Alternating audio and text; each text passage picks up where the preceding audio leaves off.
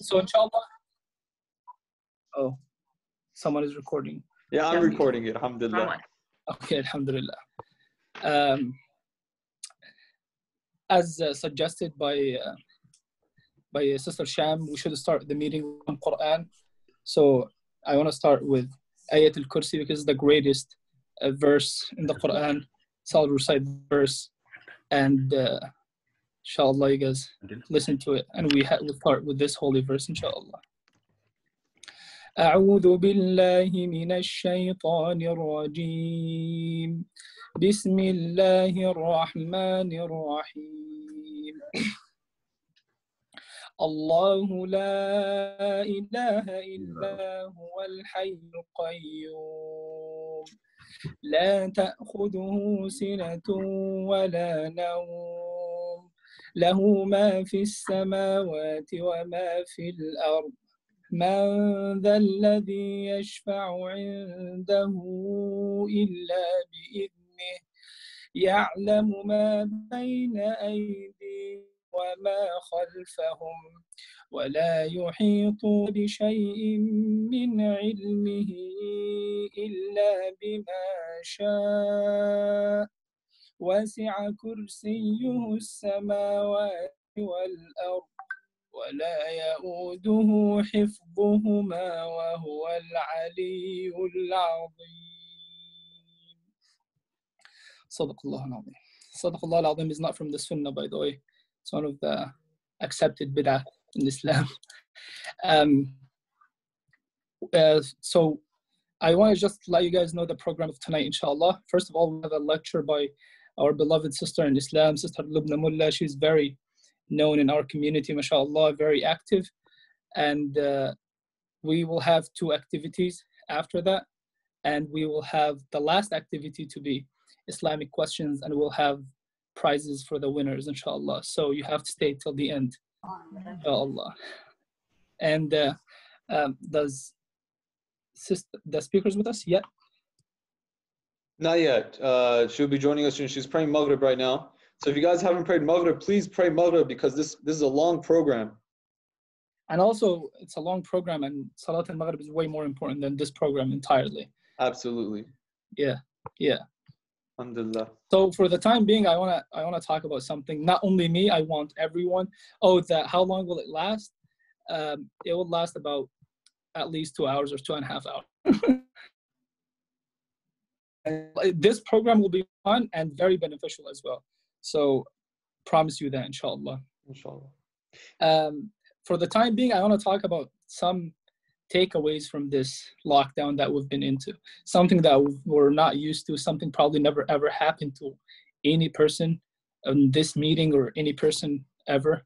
Never happened to like all humans at the same time from the east to west in all continents like that. So I'll just mention 1 or 2 takeaways for me personally, and then everyone can like share something until the speaker comes, inshallah. So the main takeaway for me is it feels like that. It feels like Yawm al-Qiyamah for some reason, subhanallah. When you think of it like more of like, if you don't remember Allah subhanahu wa ta'ala in such a like situation, like when else are you going to remember Allah subhanahu wa ta'ala? So for me, like trying to pray Fajr in the masjid, once, twice, 3 times a week at best, right? And then what happens to you is, now guess what?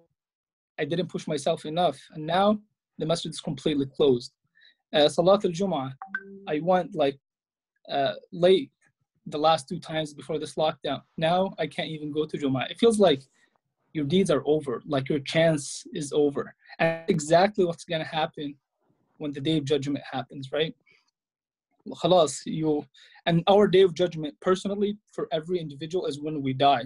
So that's my feeling for this lockdown. So I'm trying my best to stay motivated and get the best out of Sha'ban and the best, inshallah, out of Ramadan, and making like this negative thing that's happening to be a like something that's pushing me to do better, inshallah. No one has like a good takeaway from this? Yeah. Raise your hand so we can unmute you, by the way. Oh, and Sheikh Lobna is actually, she just logged on. Oh, inshallah. Okay, khalas. You want to take it over to Sham? Yes, please. Sister Sham, go ahead and give us a little bit about our speaker, inshallah. Jazakallah khair. Assalamu alaikum, everyone. Alaikum assalam. So, in regards to, well, it's lovely seeing everyone. SubhanAllah, it's like Brother Anas said, it's been a heck of a month. And inshallah, I hope everyone is doing well at home and is able to get through this sanely and safely, inshallah. So, I mean, although Ustadha Lubna, mashallah, does not require an introduction because, mashallah, her leadership exceeds her, here's just a small glimpse of how wonderful she is. Mashallah, Ustadha Lubna is a wonderful motivational speaker, a strong female community educator. She literally always has the biggest, most radiant smile, mashallah. Her positive and engaging style not only lured me in, but as well as so many youth, adults, and families alike. Sister Lubna is the former National Tarbiyah Director of Muslim American Society, aka MAS, where she still is one of my favorite speakers, mashallah. She is also on the board of directors of Yaqeen Institute. Additionally, Sister Lubna serves as an IOK Muslim chaplain at UCLA. She's a recent graduate of Chapman University, mashallah, with a Master's of Fine Arts in Screenwriting, and is the creator of a YouTube channel called Double Shot Mocha Productions, which I would personally really recommend you all to check it out. The videos are hilarious, beneficial, and so relatable. So ICH is super honored and excited to have her join us tonight. So please give her your uninvited attention. Sister Lubna, the floor is now yours. Oh, Jazakallah khairan. Assalamu alaikum, everybody. How are you? Alaikum assalam wa rahmatullah. Nice to see all of you guys. MashaAllah, this is so cool. Alhamdulillah. I really love it.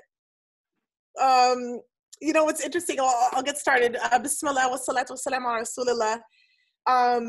You know, what's interesting, somebody was saying that, oh my God, there's so many webinars and you can just get fatigued. And, you know, that might be the case, but I'm telling you, I appreciate the fact that most of you, I know not everyone is able to put their video on, but doing so really energizes the group. I know you guys, your smiling faces are energizing me right now. So I really appreciate it. And I encourage you as much as possible this is completely contradictory to what I normally say about too much screen time, but this is the one time where screen time is good, especially when you're interacting with one another. It's so good for us. So with that, I just want to say I appreciate seeing all of you guys, mashallah.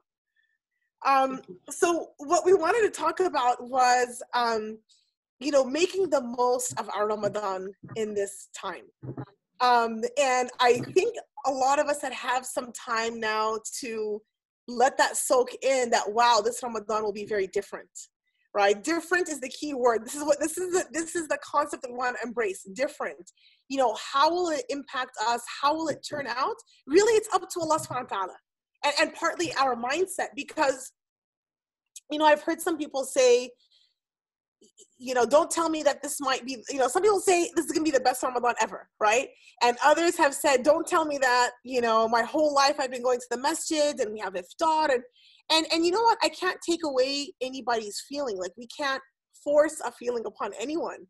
And I think, you know, perhaps for us, just being able to just say this will be different. Maybe it's going to be amazing, you know, remains to be seen. Maybe I will miss some things greatly, and maybe there will be some things that really shocked me and really surprised me. And I think, to be honest, the key thing to take away, inshallah, from tonight is that just to really be open, because Allah subhanahu wa ta'ala has something in store for us. You know, if you think about some of the greatest trials of our, you know, beloved prophets, starting with Prophet Muhammad sallallahu alaihi wasallam. When was he given prophethood? You know, and I'm sure you've heard these reflections, but just putting it in perspective, it was in seclusion in the cave of Hira. You know, when did Yunus first. When did Yunus alayhi salam come up with one of the most? He didn't come up with it, but I would say he called upon Allah with one of the most amazing dua that cannot be rejected if one says it. And where was that dua? First of all, what is the dua? is La ilaha illa ant subhanaka inni kuntu min al-zalimin, right? Where was that dua made? Where was that dua made? In the belly of a whale, right? In the darkness of the belly of the whale, in the darkness of night, in the darkness of the ocean. What about Prophet Ayyub alayhi salam? You know, he had wealth, he had family. All of that was taken away, you know, in the midst of his sickness. He had to be away from people. Apparently it was something contagious. Some people say it was leprosy. That's, you know, that is what I heard. I'm not, you know, so, you know, his family, he had to be away from them. He lost his wealth because he was not able to work. People, you know, shunned him because they did not want to get the disease. So some of the greatest moments came in seclusion. So I think it would be healthy to start off this Ramadan, you know, this pre-Ramadan time, just gearing ourselves up that I know I will miss, and that will be maybe hard to process. I know I will miss some of these fun things that I would love, you know, and I don't know about ICH. I don't know if you guys have any like food places nearby, but I know sometimes like that's the thing. Do you guys have any food places that you guys go off to like after Qiyam? What is it, guys? Denny's. But you have to raise your hand. Pizza Hut. That's the typical. Right? Oh, just 1 second. I'm sorry. Give me 1 second, guys.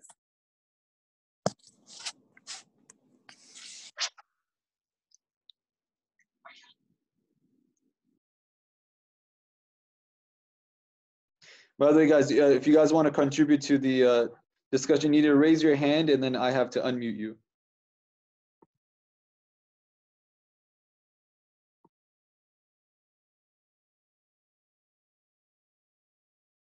Go ahead. Galaxy 7 S7 Edge.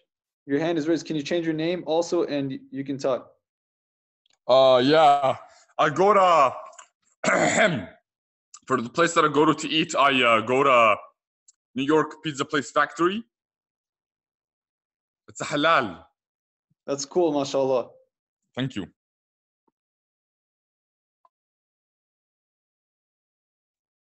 What about you, Anas? While we wait for the Sheikha to come back. I'm just so surprised with the number that. Yeah, 78 people, it's crazy. And that's so, alhamdulillah. You guys will have fun, inshallah, together with the activities. And alhamdulillah, the speaker is back, so. Alhamdulillah. Oh, sorry, I think I have to unmute. Sorry, 1 second, let me see. Okay. Sister Lobna, you can get back. Hey, here we go. All right, alhamdulillah. Guys, sorry. Sorry about that. I think my kids are having the webinar fatigue. They're like, okay, get off now.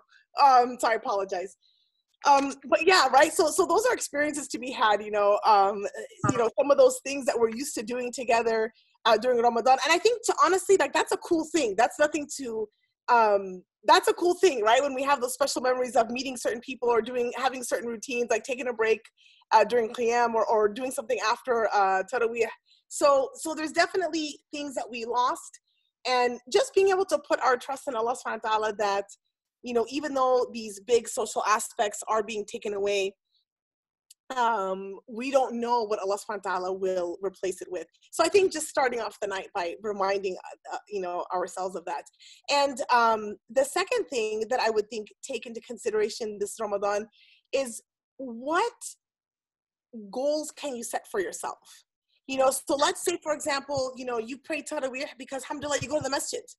But otherwise, now it's interesting. Will you be able to pray Taraweeh? Not will you be able to, will you? You know, because now you're no longer in a group. So that's a little bit tricky, right? And in a sense, it kind of puts you to the test. Like, okay, if it's not in a group or when it's easier, would you be able would you be willing to still make Taraweeh? So I think that would be a wonderful intention to have. A wonderful intention to make is to set goals for yourself for Taraweeh. You know, we had a family discussion. Okay, guys, what's our deal? And we made an agreement that we're going to, try to finish Quran through Taraweeh. So, and that, of course, we wouldn't make it mandatory, for anybody to attend, but at least to do some. So that might be a great discussion, you guys, to have with your families. You know, what is your plan? Where are you guys going to pray Taraweeh? how are you going to do it? You know, do you have a stand, or can you set your Quran up somewhere, or your phone? If for whatever reason you're in a household situation where that's not possible, is that something that you can set a goal for yourself? And of course, you don't have to finish Quran via Taraweeh, but you know, setting some plan for yourself would be great. How many rak'ah do you want to do, and when will you do it? Of course, going around some of the other programs that the masjid is providing. And I really recommend you guys keeping up with these programs. It's so beneficial. Before I continue on with the Ramadan, some good reminders, inshallah, hopefully for myself as well.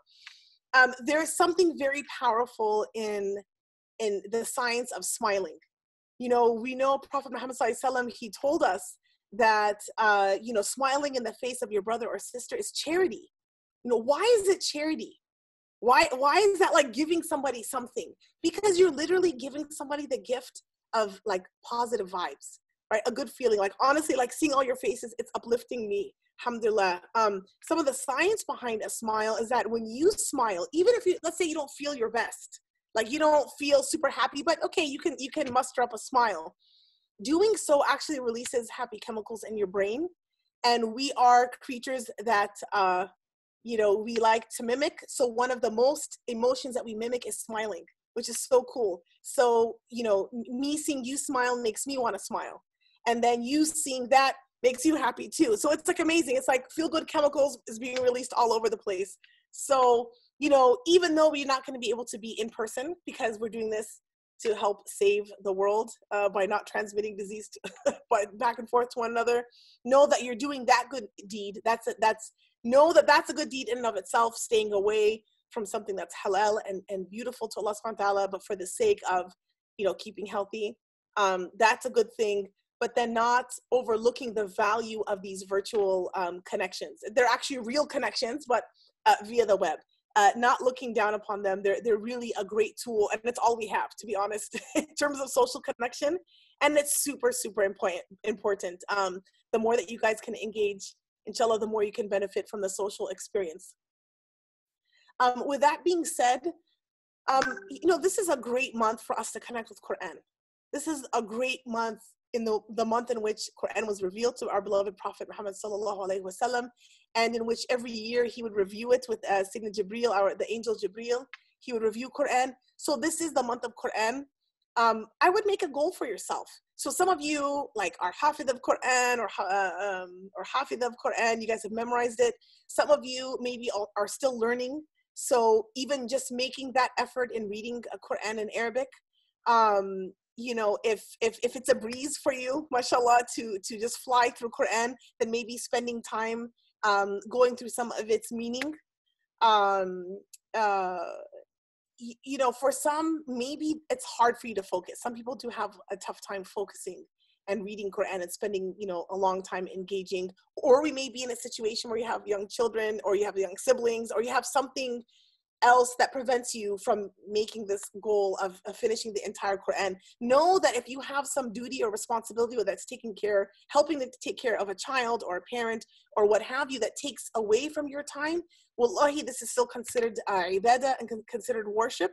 So don't be down upon yourself. You do your best and just make that intention that this is for the sake of Allah, whatever it is that you're doing that prevents you from being able to spend more time. Or if you have difficulty in reading Quran, ask Allah subhanahu wa ta'ala for that reward, because he who struggles in reading it gets more reward, inshallah. But definitely, at least even listening to Quran, there's so much benefit in it, subhanallah.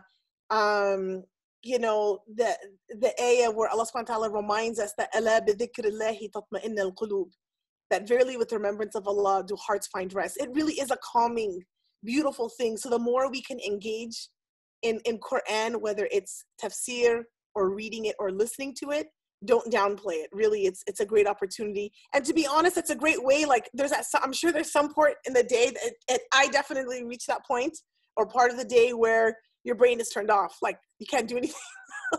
So perhaps instead of engaging in hours and hours of social media, which is really easy to do, I'm part of that. But I have to limit myself too. You can literally get a headache. Like, you guys, how many of you, after you spend some time looking at videos, like your brain is fried?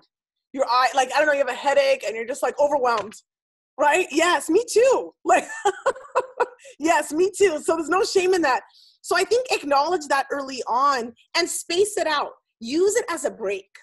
Honestly, use watching videos and of course, keep it things that are beneficial to you, not things that'll take away from your spirituality, if that makes sense. So obviously there's just pure, clean fun. Try to keep it to that. Honestly, that's advice that I try to stick to.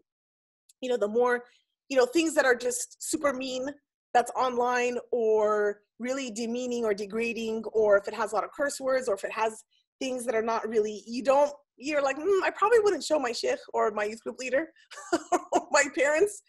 Perhaps that's not something I should watch. Honestly, it's better for your sake. The keeping your eyes and your ears, you know, to see and to listen to things that are pleasing to Allah subhanahu wa ta'ala, and they don't have to be spiritual in nature. Like, they could just be funny. Like, I think there's great benefit in having a good laugh or watching a relaxing cat video. You know, I mean, whatever it is that you like that is not displeasing to Allah subhanahu wa ta'ala, it's still good. It doesn't have to be some like pious thing. So those are good. But just be aware of how much you engage in it. And to me, I try to remind myself and my kids too, use them as a break. But if you use it as a means of like hours, you get a headache, and then it's like counterproductive. Now you just feel horrible and you don't even know what to do with yourself anymore. So I think keeping some projects. How many of you are busy with school? Like, your school's actually keeping you pretty busy. Oh, that's awesome. Is it like to a good level, or it's overwhelming? Like, it's just horrible? Pretty good? Oh, some of you it's horrible. Oh man. Sorry guys. That stinks.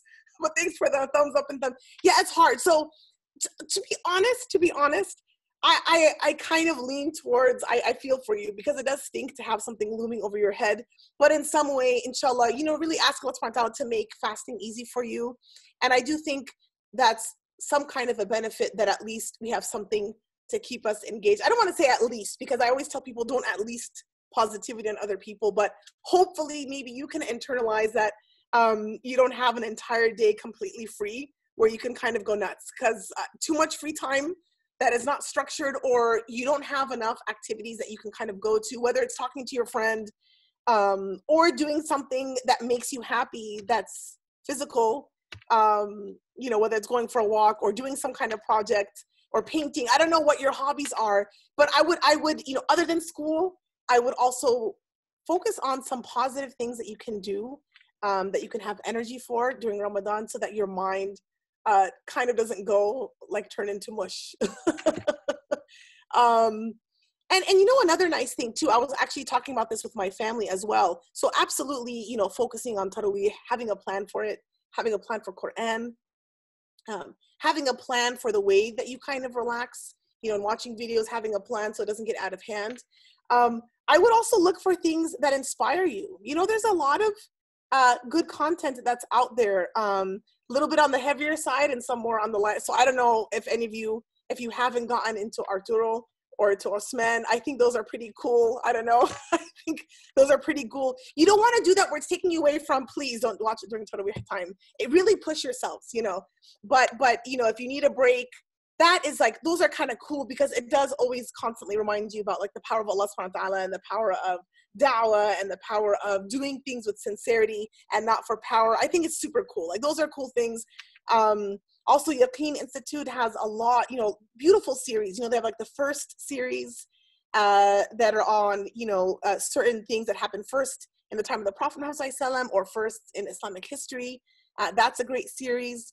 Yaqeen Institute also has something called Conversations, and those are kind of like card discussion based type. You know, you download like some cards and you can cut them out, and they're really thought-provoking, cool questions. You can either do that as a youth group, or you can do that as a family or with friends.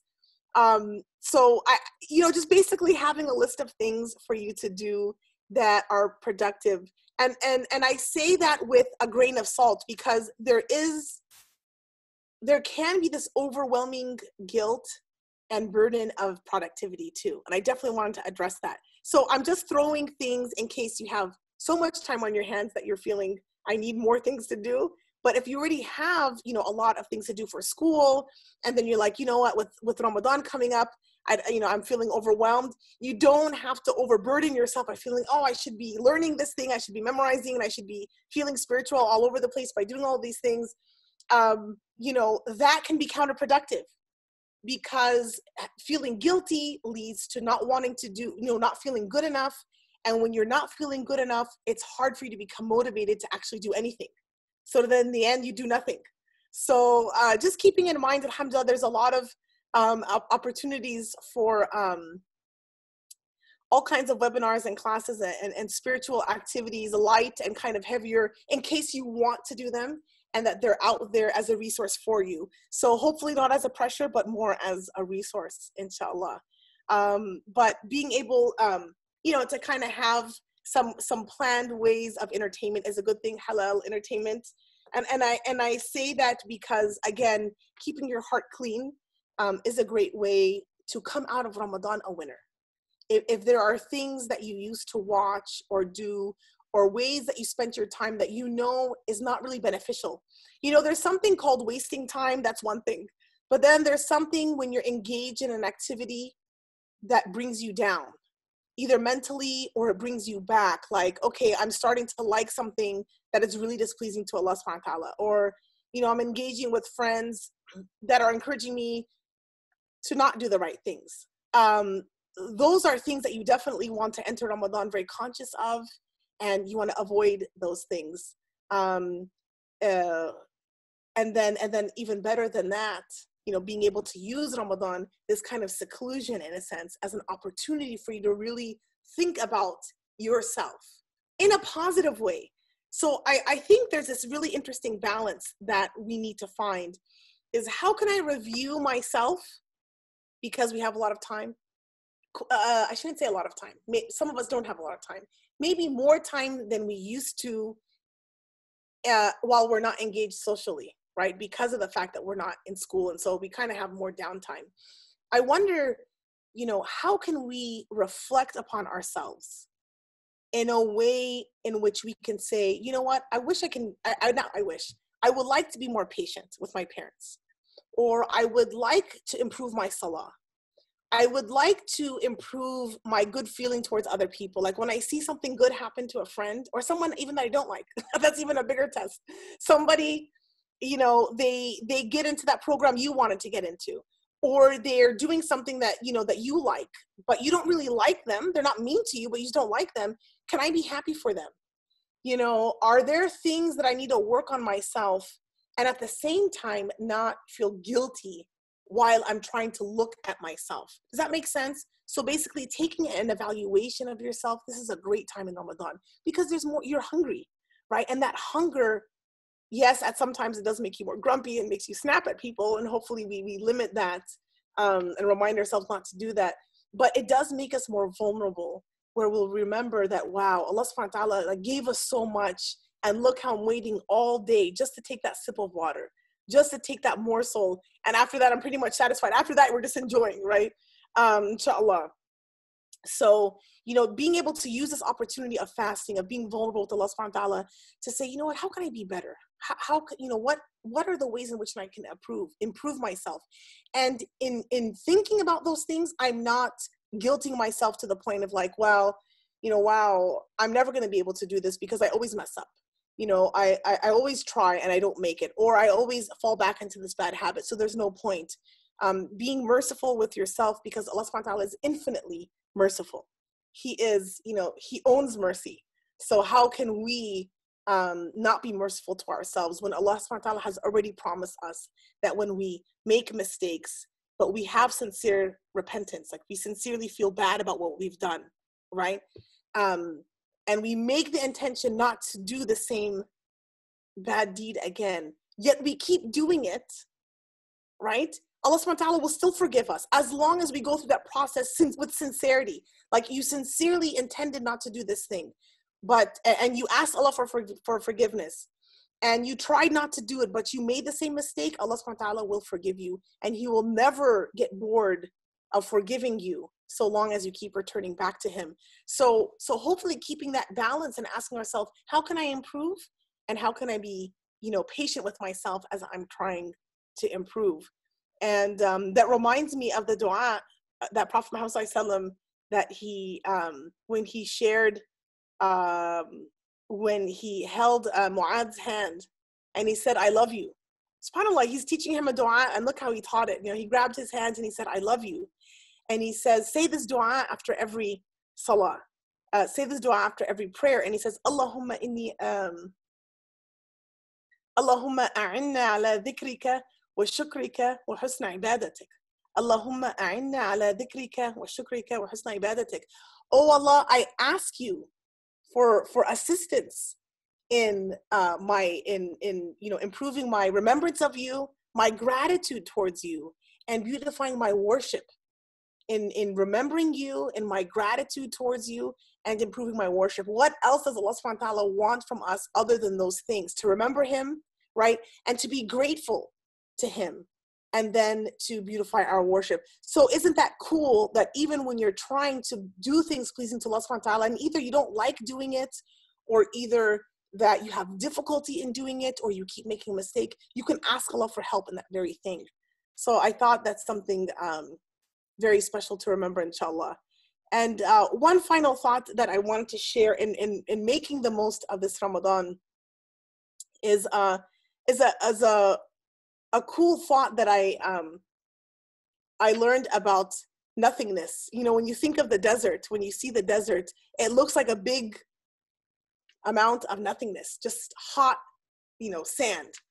And a lot of times nobody can live in the desert. We're talking about the Sahara Desert, for example. And one thing that I learned in the Sahara Desert in particular, it's the largest desert other than the polar deserts, the largest desert in the world.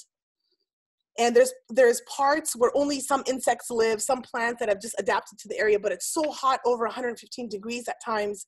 You would think, what is the purpose of all this endless amount of sand? There's nobody can live there. It's so hot and it's so harsh. Yet what was amazing that I learned is that the sands have iron in it, and it gets blown into the ocean.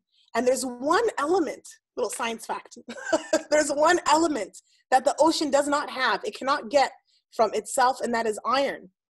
And that is the one element, subhanAllah, that the wind, that the sands that get blown into the ocean feeds the phytoplankton, and that feeds the largest mammal in the entire world, subhanAllah, which just blows my mind. And so what does that have to do with anything? What does this have to do with anything? That this time of increased alone time, right? Because we're used to like dressing up and going to the masjid, looking forward to meeting with our friends, looking forward to the hangout, right? Looking, of course, and to the iftar, and also to the recitation, and just the whole spirit. Yet Allah has something in it for us in this seclusion, as I started, reminding about the prophets. So something that looks empty, like the desert, actually feeds the ocean, which feeds the entire world. And to even blow your mind, if it is being blown, because it blew my mind, that subhanAllah, phosphorus is also there in the Saharan desert. Can you believe that the wind takes sand all the way from the Saharan desert, all the way to the Amazon rainforest, all the way, because they're able to trace, elements have different isotopes, and you can actually trace where it comes from.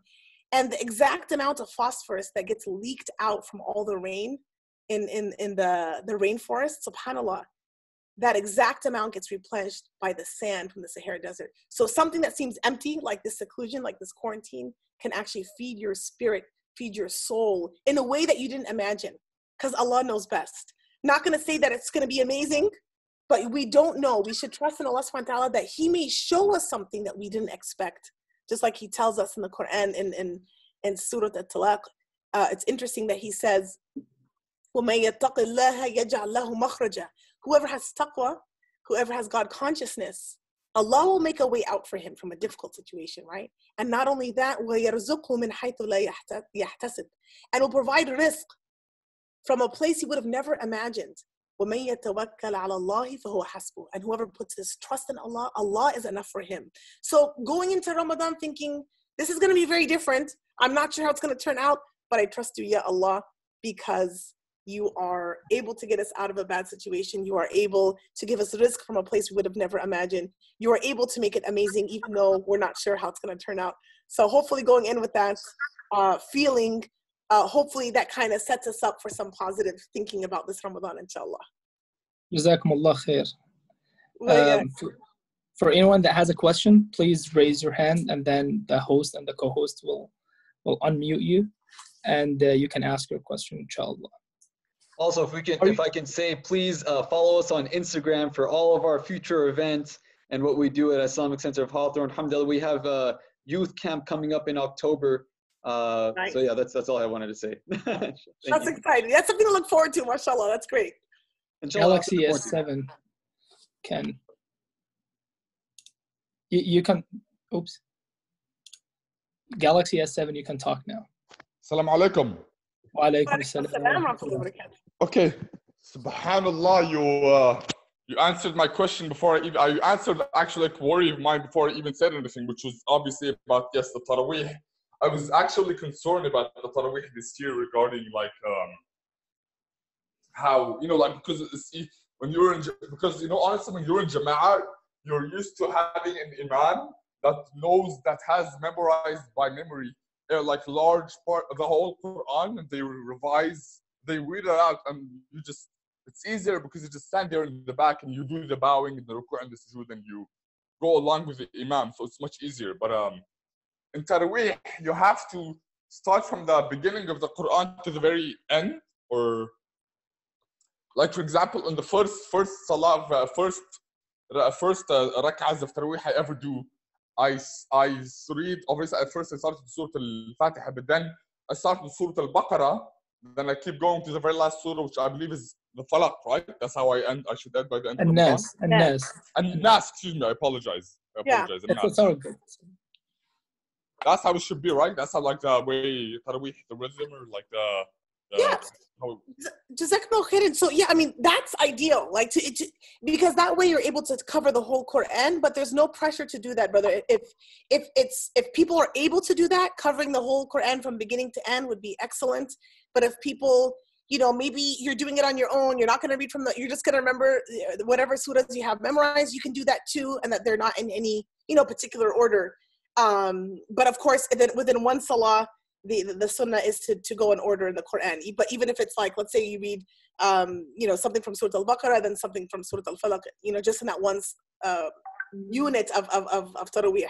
But no pressure to finish the whole Quran and Taraweeh. But if you can, that would be amazing, to start from beginning and then go all the way to the end, inshallah. May Allah reward you. I mean, I wanted also to add something to this answer. Number one, please keep the questions short. And also, you can, if you're shy to talk, you can also message myself, Anas or Anas PC, either one is fine. And also Omar or Sham, Sister Sham. You can message any of us, and then we will read it out to the speaker. Also, I want to add to this answer that finishing the Quran, even Salat al-Taraweeh overall, is not mandatory at all in Ramadan. You just need to pray your 5 daily prayers, and that's all. But that's not what you want to do in Ramadan, obviously. You want to do way more than that. Al-Qiyam, whoever prays Qiyam every single night in Ramadan, Allah subhanahu wa ta'ala forgives their entire previous sins, all of it. And this is authentic hadith about the Prophet sallallahu alaihi wasallam. The reason why people usually, they pray every day by a juz is because they want to grab all the ajr possible in this. You can read every single night from the same stuff that you read already, but that's not what you want to do. But you could do that, that's what I'm saying. Also, fiqh point, in Salat al-Isha, which is mandatory, or the other 4, Fajr, Dhuhr, Asr, Maghrib, you can't hold the Mus'haf while you're praying. It's not allowed because it's mandatory. But now you're praying Taraweeh, you can actually stand up and open the Mus'haf and read from it. So you can do exactly what the Shaykh does to you in regular years. You can get all the ajr that you already got from before. And wallah, this is the best time to practice the Quran in this month, inshallah. So inshallah, all the good to come from the beautiful intention behind your question. So who's next? I think Abdullah, he was first. So Abdullah Z, lower hand, and then unmute. You can ask your question now. Assalamu alaikum. Wa alaikum assalam wa rahmatullahi wa barakatuh. Actually, the time of the Prophet sallallahu alaihi wasallam, when during the month of Ramadan, they usually they pray Isha at the masjid first, and after they pray Isha, they go home and sleep. this is like during the month of Ramadan. They never had Tarawih as a group. So the right way is to do it is when you go pray Isha, go to sleep, and go and wake up before Suhoor. That's the right Tarawih. That's the time of the Prophet Sallallahu Alaihi Wasallam. The answer is yes, but also people change that because not everyone is able to do the same stuff. That the Sahaba, their himma, their willingness to worship Allah subhanahu wa ta'ala was way higher than us. So people now pray qiyam. Anything after Salat al-Isha is considered qiyam. So they wanted to grab the best of the night, which is the last third. But I don't think we're here, 90 people, 85 people, mashallah. I don't think half of us can do that. So that's why people usually pray after Isha. And the sister Lobna, if you want to add to this answer. No, barakallah feek. Thank you. Jazakallah khairan.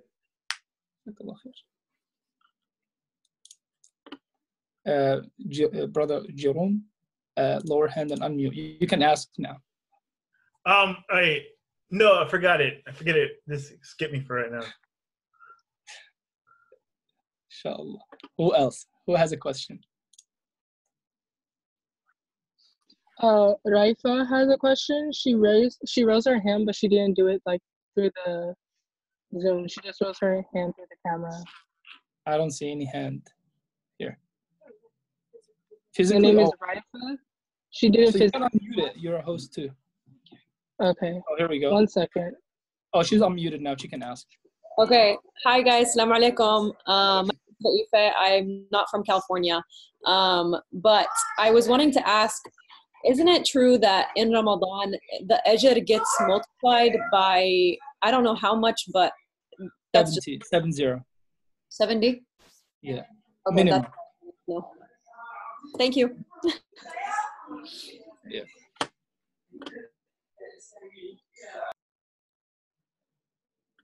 Anyone else has a question? It doesn't have to be about Ramadan. Okay, go ahead.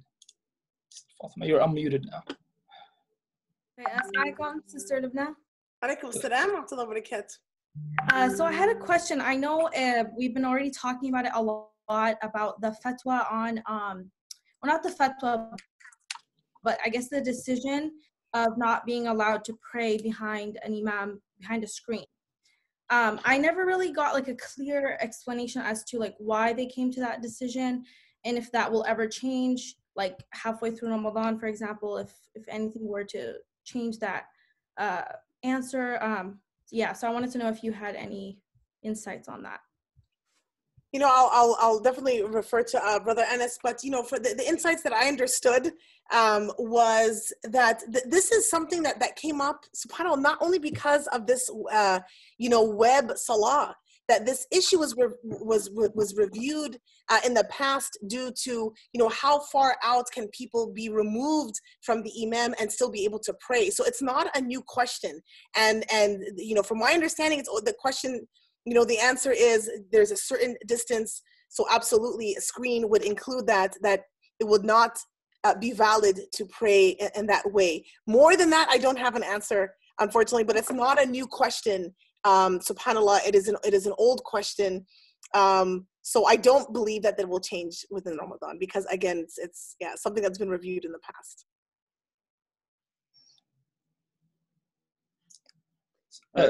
This question.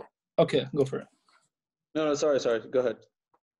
I want to say this question was raised when the microphones actually were invented, and then now the adhan can reach way more than it used to, and then also the salah, the voice of the imam used to reach way more, and then the fatwa that they decided on, if you can't pray, if your house is right next to the masjid, but if there is like a little street in between, and this street is not tahir, it's najis.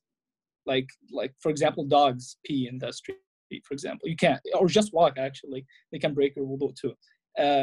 Now you can't pray. And the evidence, the dalil for this question is something that I don't remember, but I know that this is the reason why. So now if the imam is praying in Saudi Arabia, and then you want to pray behind him online, there is a ton of najasa in between him and us. So that's the reason why it wouldn't hold valid at this case. And also not a sheikh gives this type of fatwa, by the way. It's majami' fiqhiyya, like group of shuyukh that they contact with like experts, like technicians, like like people in the tech community and all these things. So it's a much broader fatwa, and I read actually about it in Al-Azhar, and they still on the big no of praying behind online. I just read it a couple of days ago. Does anyone else has a question? Yeah, Yusuf has a question. Okay. Unmute. He's unmuted now. Assalamu alaikum wa rahmatullah. Jazakallah khair, Sister Lobna, and everyone involved for making this happen. I appreciate it dearly.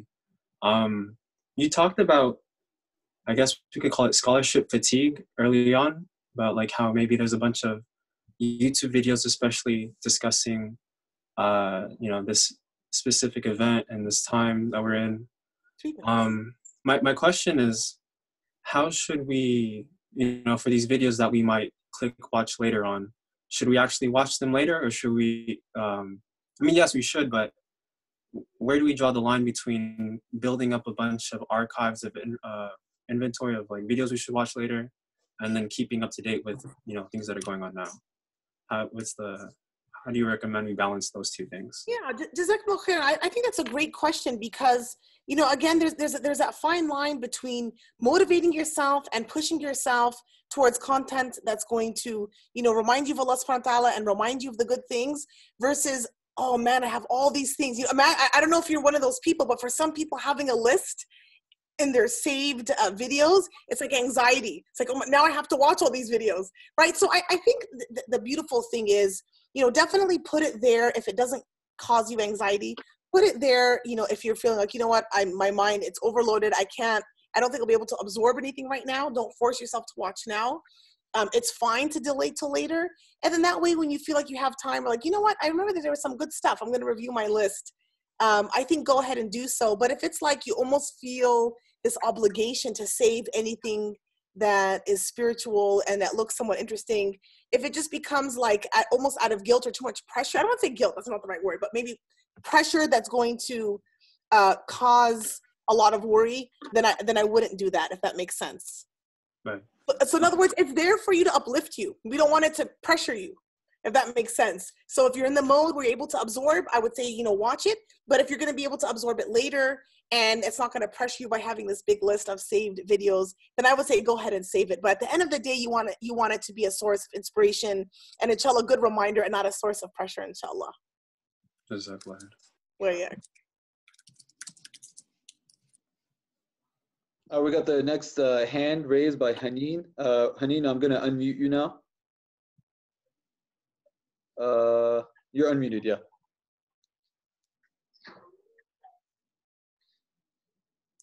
Sorry, can you hear me?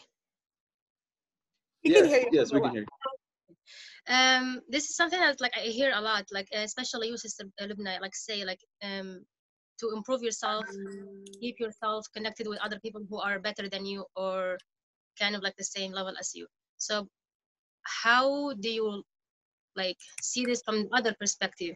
The person who is not, I don't know, just from other perspective. If you are around people who are not as good as you, but they want to be with you because they want to prove themselves. Right. That's a good question. And is your question, what if those people bring you down? Yeah. Is it okay? Yeah. That's hard. Yeah, that's a very valid concern. Very, very valid question. What if, those people that are trying to improve themselves, I say it depends on your level because, al-iman yanqus wa yazid, so it increases and it decreases. So at times we're feeling strong, it's somebody's state that they're in, we're able to handle it and we're able to be that good example. But maybe at times, sometimes it's not necessarily something bad that they're doing, but you just get these toxic kind of negative energy. You don't feel good when you're around them. You definitely don't want it to make it like you're a martyr. You have to sacrifice yourself for their cause. And that may be at times you're just not feeling spiritually strong or maybe even emotionally strong to be able to withstand that pressure. So I definitely say be merciful to yourself, maybe excuse yourself sometimes, I'm not available. But if you are available and they're not harming you in a way in which it's really bringing you down, consider that as a good deed and ask Allah subhanahu wa ta'ala to reward you for that, inshallah. And I just wanted to take this time and say Jazakumullah khairan to all of you. I do have to go. Jazakumullah kullu khair. Alhamdulillah, barakallahu feekum wa iyaakum. Allah And I really am so happy to see, such a large turnout. May Allah subhanahu wa ta'ala put barakah in all of your lives and continue this passion of yours. And may Allah subhanahu wa ta'ala make your Ramadan blessed and special for all of you, inshallah. Wait, before you leave, can you say one cool thing about Hawthorne Masjid or anything that you think about Hawthorne? Oh man, Hawthorne Masjid, my great memory is like there is an energy like no other. There's a love and fun and energy like no other. May Allah subhanahu wa ta'ala bless all of you guys. You guys are probably like the most active and bumping masjid, mashallah. So keep it up. Barakallahu feekum. Thank you so much, guys. Assalamu alaikum. Jazakallahu khairan, Sister Lubna. We love you. Love you too. Thank you. Assalamu alaikum. All right, guys. Anas, if you Wait, can. sorry. Sorry. We have a program. The program hasn't ended. I saw like 5 people. Hold on. I know. That's all right. Listen, just in case a bunch of people leave right now, just want to announce on this thing, we're having a food drive every Sunday at the masjid, at least until third week of Ramadan, third week of Ramadan, every Sunday. So if you're in need or you know anyone in need, tell them to come through, inshallah. Food drive at the masjid. Jazakallah khair ya Malik. Barakallah feek. We hope you change your background. So inshallah, inshallah now we have the first activity, and we want to divide into groups right now. So what we will do right now is to divide. I think Sister Cham will take care of this, and then who doesn't have the youth leaders who don't have what to share on their screens from their laptops, they should receive either from me or from Brother Omar now, inshallah. So she will divide us and she will assign group numbers. That's very important as well. And then after we get back together, inshallah, you guys will have one person present or talk to us about what you guys talked about in your meeting. And then, so basically the activity is some verse from the Quran, and then you guys will discuss it, and then what lessons you guys got out of it, and then you guys will share that back with us. You guys teach us what you got. So everyone will teach the rest of us, and then we all benefit from this, inshallah. Sister Shan. Okay, inshallah. I will be sending you guys off to different groups. Just if you guys have any requests from the hosts, you will have a specific youth leader in each of one of your groups, so please ask them the questions. Youth leaders, please introduce yourselves so that they know that they could be asking you guys the questions. And in case you guys have any issues going on at any time, please feel free to message me or any of the other co-hosts. Have fun with this, you guys.